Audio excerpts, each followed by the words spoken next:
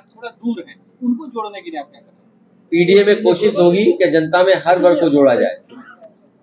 कुछ लोग आए ना आए, लेकिन ये जनता का पीडीए है। राम मंदिर का श्रेय सर कांग्रेस ले रही है पूरी तरीके से। आज कमलनाथ जी का बयान आया कि बीजेपी वाले ये ना बोले कि राजीव गांधी ने ही मस्जिद का ताला खुलवा दिया। इस पर आप क्या कहेंगे?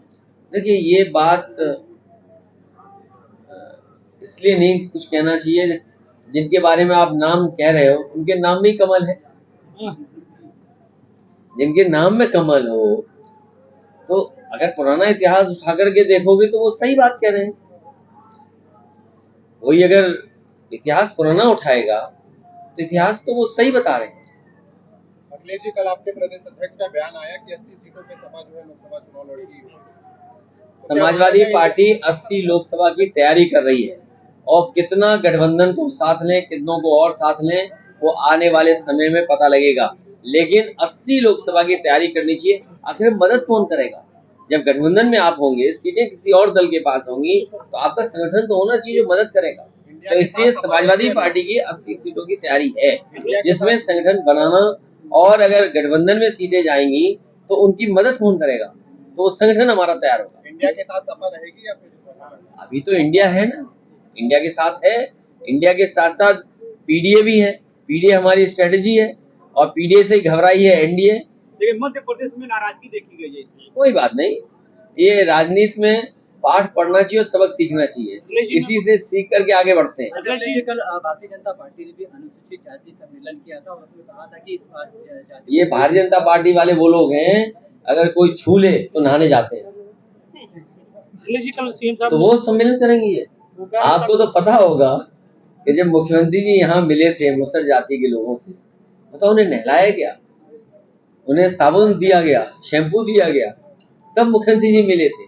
तो क्या ये दलित समाज के लोग भूल जाएंगे? इसीलिए समाजवादी पार्टी बाबा साहब भीमराव अम्बेडकर जी का जो सपना था, जो उन्होंने बातें कही थी, उनको मानते हुए, और लोहिया जी का जो रास्ता था उसको अपना करके हर वर्ग को साथ लाएंगे। 19 के चुनाव में आप बुआ के साथ थे, 24 के चुनाव में क्या बुआ के साथ जाएंगे और खामोश रहेंगे?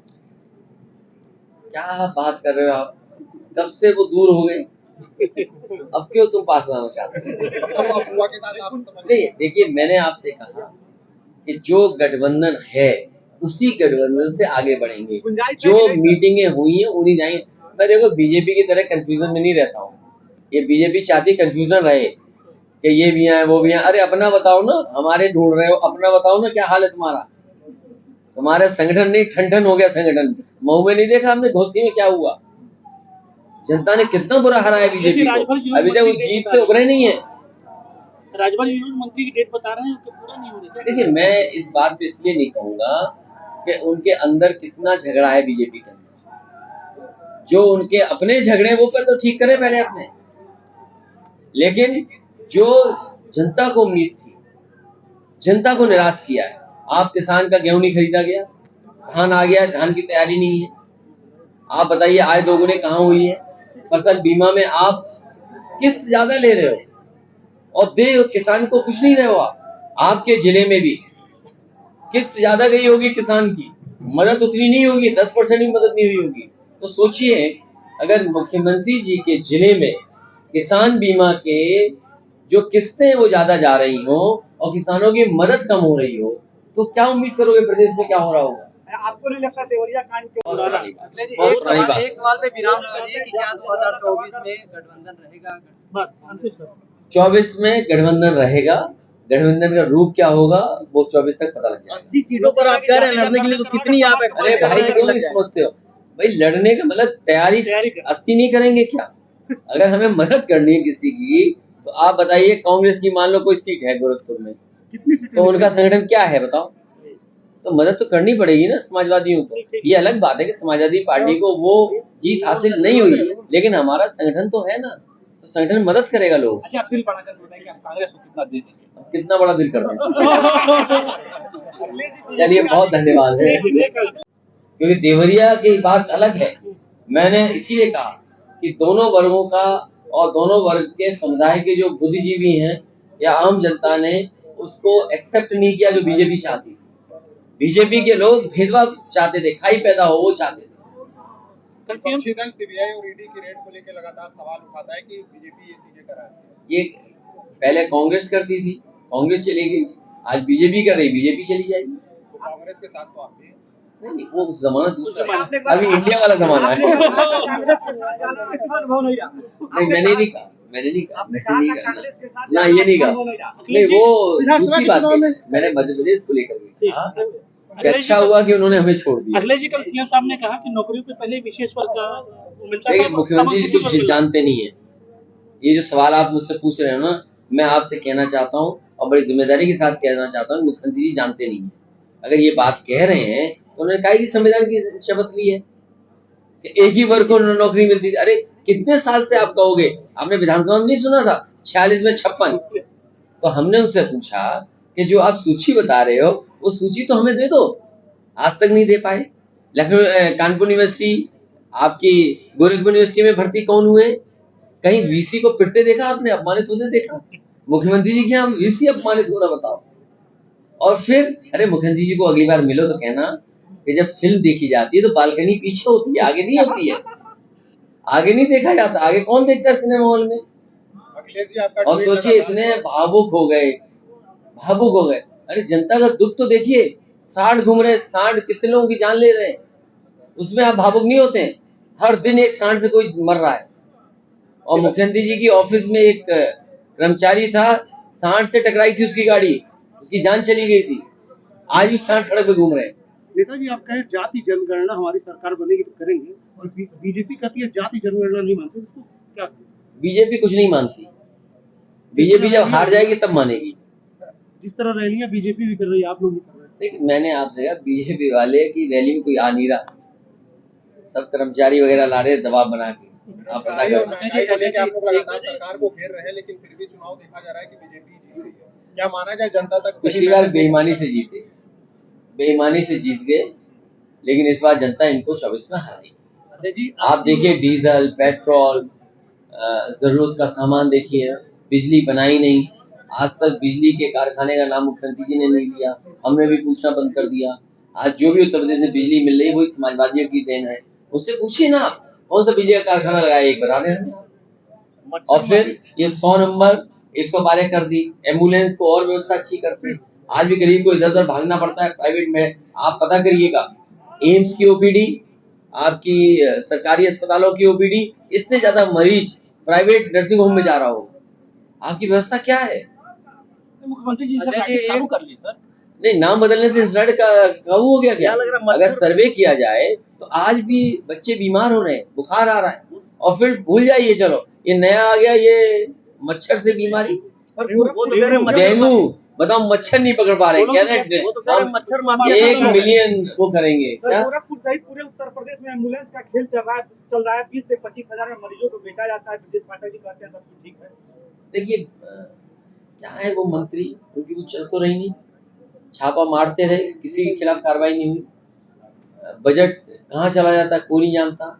दवाई का उन्होंने पकड़ा, उसको भी क्लीन चिट दे दिया।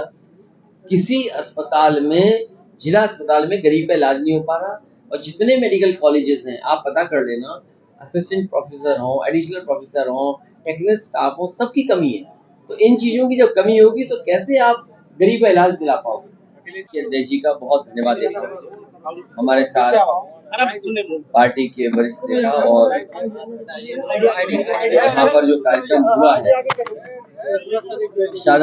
शारदा प्रसाद महाविद्यालय, शारदा प्रसाद रावत जी महाविद्यालय के प्रांगण में नाई समाज का ऐतिहासिक कार्यक्रम हुआ है, जहाँ पूर्व मुख्यमंत्री कर्पूरी ठाकुर जी को याद कर रहे थे।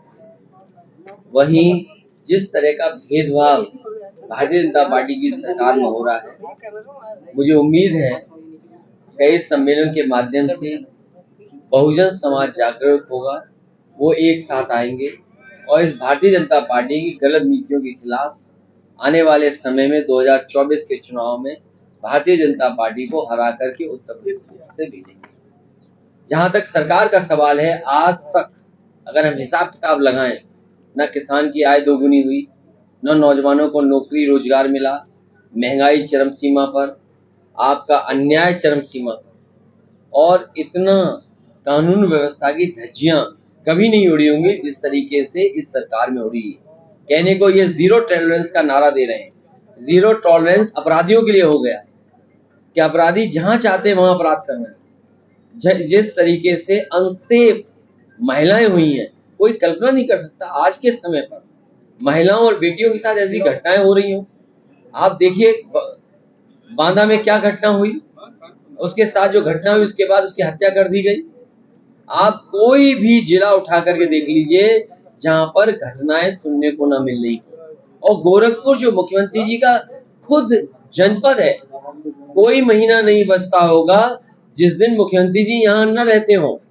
आखिरकार रहते हैं तो कानून व्यवस्था कौन देख रहा है? क्या मुख्यमंत्री की जिम्मेदारी नहीं बनती कि यहाँ की कानून व्यवस्था कौन देखेगा? और बगल में जो घटना हुई थी जिसका राजनीतिक लाभ लेना चाहते थे, लेकिन जनता को मैं धन्यवाद देता हूँ, हर वर्ग की जनता को जिसने संयम रखा। देवरिया की घटना से ये बीजेपी के लोग लाभ लेना चाहते थे, राजनीतिक लाभ उठाना चाहते थे, लेकिन मैं धन्यवाद देता हूँ जनता का किस संयम से उन्होंने बात को समझा, भारतीय जनता पार्टी की चतुराई को समझा और कहीं भी माहौल खराब नहीं हुआ। हमें उम्मीद है सरकार मदद में भी भेदभाव नहीं करेगी। ये चुपचाप भी जो मदद कर रही है सरकार, इनको इस तरह की मदद नहीं करनी चाहिए। अगर किसी के साथ घटना हुई है, मदद में भेदभाव सरकार न करे, सबकी मदद करे। और जो व्यवस्थाएं बनानी थी सरकार को, स्वास्थ्य सेवाएं ठप हो गई। कोई गरीब इलाज कराने जाएगा तो इलाज नहीं मिल रहा। और अभी तक बीजेपी ने कोई भी एक जिला अस्पताल नहीं बनवाया जहां पर गरीब का इलाज हो सके। कहने को तो बड़ी बड़ी बिल्डिंगें हैं, लेकिन क्या उनमें इलाज हो पा रहा है? किस उम्मीद और किस भरोसे के साथ एम्स बना था, और एम्स में भी जो इलाज होना चाहिए था, पूरे इलाज होने चाहिए थे, अभी भी पूरे नहीं कर पा रहे। नौकरी का हाल देख ही लिया आपने, भेदभाव हो रहा है नौकरियों में। यूनिवर्सिटी कॉलेजेस में जिस पैमाने पर पढ़ाई लिखाई होनी चाहिए वो ठप है। आज अगर हमें समय के हिसाब से जो कोर्सेज हो, जिस तरह की वातावरण हो, वो सब खत्म कर दिया। प्राइमरी स्कूल में 10,000 उन्होंने एडमिशन ही नहीं लिया। 10,000 ऐसे प्राइमरी स्कूल हैं जहां पर एडमिशन ही लिया बच्चों ने। तो सोचिए उत्तर प्रदेश कहाँ जा रहा है? बिजली कितनी महंगी है, सड़कों का हाल आप देख लीजिए। ये गोरखपुर एक्सप्रेस वे कम बनना था, बताइए 90 किलोमीटर 6,000 करोड़ का बनेगा। इससे ज्यादा और क्या गोरख धंधा हो सकता है? इसलिए हमें उम्मीद है कि जनता में जो संदेश देने का काम समाजवादी लोग और इन सम्मेलनों के माध्यम से हो रहा है, हम लोग सफल होंगे, कामयाब होंगे और 24 में भारतीय जनता पार्टी को पीडीए हराएगा, एनडीए हारेगा, पीडीए जीतेगा।